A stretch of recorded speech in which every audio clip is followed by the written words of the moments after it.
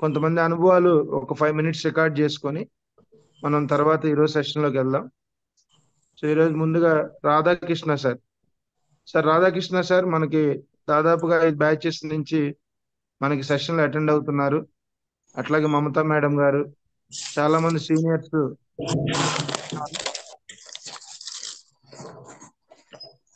So వాళ్ళ యొక్క అనుభవాన్ని మనం తీసుకున్నాం. Radhakrishna sir. Sir sir next నేను చెప్తాను, ఎవరిదైనా తీసుకోండి sir. Okay sir. Mamata madam. Madam దాదాపుగా మేడం 4 బ్యాచెస్ నుంచి ఉన్నారు. ఇది 6th బ్యాచ్ లో కూడా కంటిన్యూ అవుతున్నారు. మేడం మీరు ఈ 6 బ్యాచెస్ లో రెగ్యులర్ గా మెడిటేషన్ ప్రాక్టీస్ చేస్తున్నారు. మీ జీవితంలో వచ్చిన మార్పులు, ధ్యానం ద్వారా మీరు పొందిన ఆనందము, జ్ఞానం గురించి చెప్పండి మమతా మేడం. చాలానే అనుభవాలు అయ్యాయి సార్ దీంట్లో. ఇంట్లో చెప్పాలి. ఇంట్లో నిరంతర ఇంట్లో నిరంతర అనుభవాలు అవుతూనే ఉంటాయి. మీకేమైందో చెప్పండి. ఈ మధ్య కాలంలో నేను మెడిటేషన్ లో కూర్చొని ఉన్నాను సార్. ఆ మెడిటేషన్ లో ఉంటే ఒక గురువు గారు మా ఇంట్లోకి వచ్చేసి నేరుగా ఇంట్లో కూర్చొని ఆ నా నా చేత క్లాస్ చెప్పిస్తున్నారు ఆ లైవ్. నేను లైవ్ లో మా సార్ని జూమ్ లో చూసి స్టన్ అయిపోయి ఏంది మా వారు క్లాస్ చెప్తున్నారు ఏందనేసి కళ్ళు తెరిచి ఏంటండి మా ఉమ్, వారు క్లాస్ చెప్తున్నారు అని కళ్ళు తెరిచి ఒక గురువు గారు కూర్చోండి.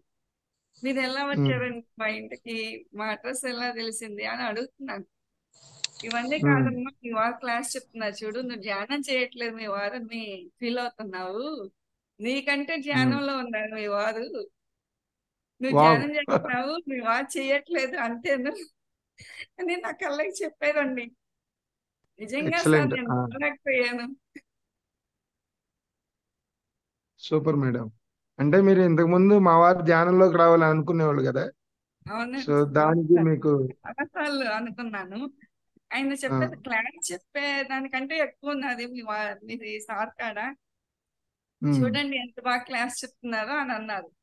అని అతను నాకు ఒక లాకెట్, వెంకటేశ్వర స్వామి లాకెట్ ఇచ్చి ఇది పూజ గదిలో పెట్టుకోమ్మా నేను వెళ్ళేదాకా అన్నారు. ఇంకా నాకంటే కనిపించలేదు.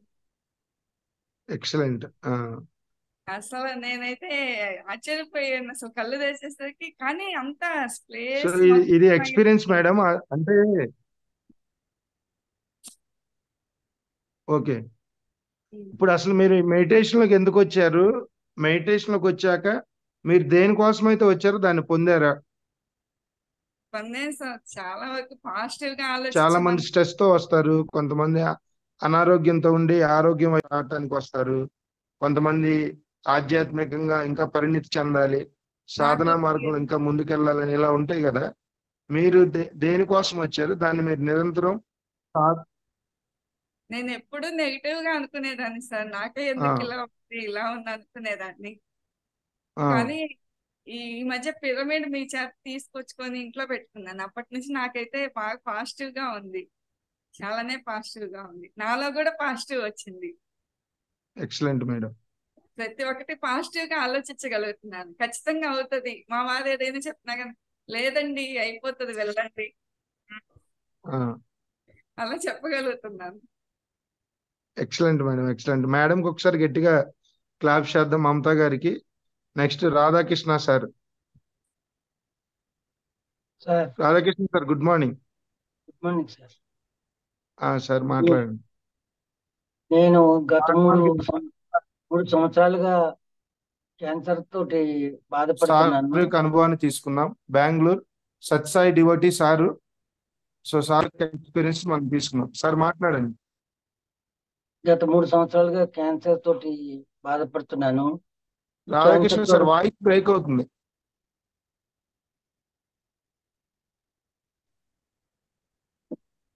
సార్ ఇప్పుడు సార్ వీడియో ఆన్ చేసుకోండి సార్. వీడియో వీడియో ఆన్ లోనే ఉంది. Video video on. ఇప్పుడు వాయిస్ చూడండి సార్.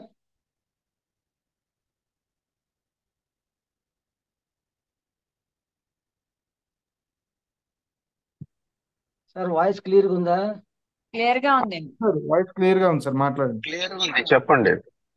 అచ్చా, అయితే నేను ఈ 3 సంవత్సరాలుగా క్యాన్సర్ తోటి బాధపడుతున్నప్పుడు చాలా చాలా చికాకులు అవుతుండేది. ఎన్నోసార్లు ఐసీయూలోకి వెళ్తాము, మళ్ళీ బయట రావటము ఇలాగ అవుతుండగా రాత్రులు నిద్ర ఉండేది కాదు. ఆ నిద్ర లేనప్పుడు నేను వీడియోలు ఏదో ఈ యూట్యూబ్ చూస్తూ చూస్తూ పత్రి సార్ వీడియోస్ కి అట్రాక్ట్ అయ్యాను. అట్రాక్ట్ అయిన తర్వాత నాకు దీని మీద నమ్మకం ఒకటి ఏర్పడింది.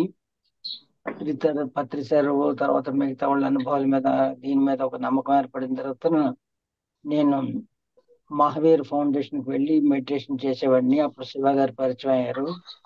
అయితే దీన్ని మెడిటేషన్ చేయటం ద్వారా నేను నమ్మకం ఇంకా నాకు పెరిగింది. నాకు మానసికంగా నేను కొంచెం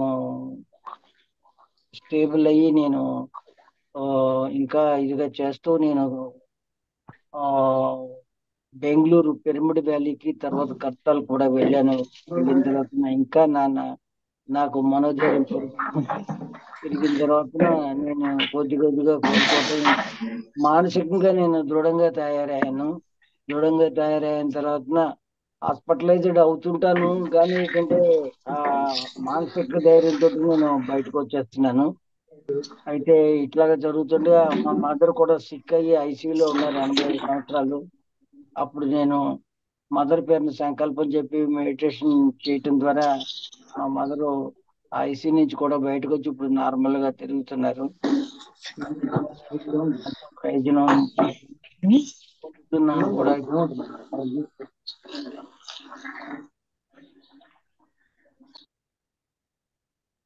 సార్ మాట్లాడండి సార్, మాట్లాడండి, వినపడుతుంది.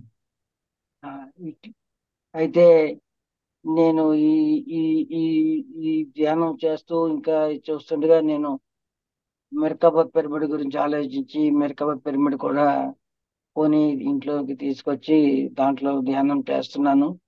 ఒక్కొక్కసారి క్లాసులకి నేను అటెండ్ పూర్తిగా లేచి కూర్చుని అవ్వలేకపోయినా నేను ఏంటంటే వీడియో ఆఫ్ చేసుకుని క్లాసులకి అటెండ్ అవుతుంటాను సార్, వీలైనంత మట్టుకి. దీంట్లో నాకు శివ గారు నాకు ఎన్నో విధాలుగా తోడ్పడ్డారు. నేను ఈ క్యాన్సర్ నుంచి నేను బయటకు వస్తానని నమ్మకంతో ఉన్నాను. నమస్తే అందరికీనండి. Thank you sir. రాధాకృష్ణ సార్కి ఒకసారి గట్టిగా క్లాప్ చేద్దాం. మన సంకల్పంతో మనం దేన్నైనా సిద్ధించుకోవచ్చు సాధన ద్వారా. సో దానికి నిదర్శనం రాధాకృష్ణ సారు. స్టార్టింగ్ లో ఎంతో డల్ గా ఉండేవాళ్ళు, డే బై డే ఇంప్రూవ్మెంట్ అవుతూ మళ్ళీ మధ్య మధ్యలో హాస్పిటలైజ్డ్ అయినప్పటికి కూడా అక్కడ కూడా తన సంకల్పాన్ని ఎక్కడా కూడా నిర్వికల్పం చేసుకోకుండా పాజిటివ్ థింకింగ్ తో మరి రెగ్యులర్ గా సాధన చేస్తూ మరి సత్సాయి డివోటీ ఎన్నో సేవా కార్యక్రమాలు సార్ పాల్గొంటారు. అట్లాగే మనకి ఎప్పుడు శాకాహార ర్యాలీకి సపోర్ట్ గా ఉంటున్నారు. మరి అన్నదానానికి కూడా రీసెంట్ గా ఖమ్మంలో మరి పెద్ద శాకాహార ర్యాలీ జరిగితే అక్కడ సార్ రైస్ బ్యాగ్స్ డొనేట్ చేశారు. అట్లాగే అరుణాచలంలో మన ఆశ్రమానికి కూడా రైస్ బ్యాగ్స్ అన్నదానానికి డొనేట్ చేశారు. సో సార్కి ఒకసారి మనస్ఫూర్తిగా నేను కృతజ్ఞతలు తెలియజేసుకుంటున్నాను. Thank you sir. సో తర్వాత మనకి ఆల్రెడీ 6:10 అయింది కాబట్టి రేపు మరి కొంతమంది అనుభవాలు తీసుకుందాం.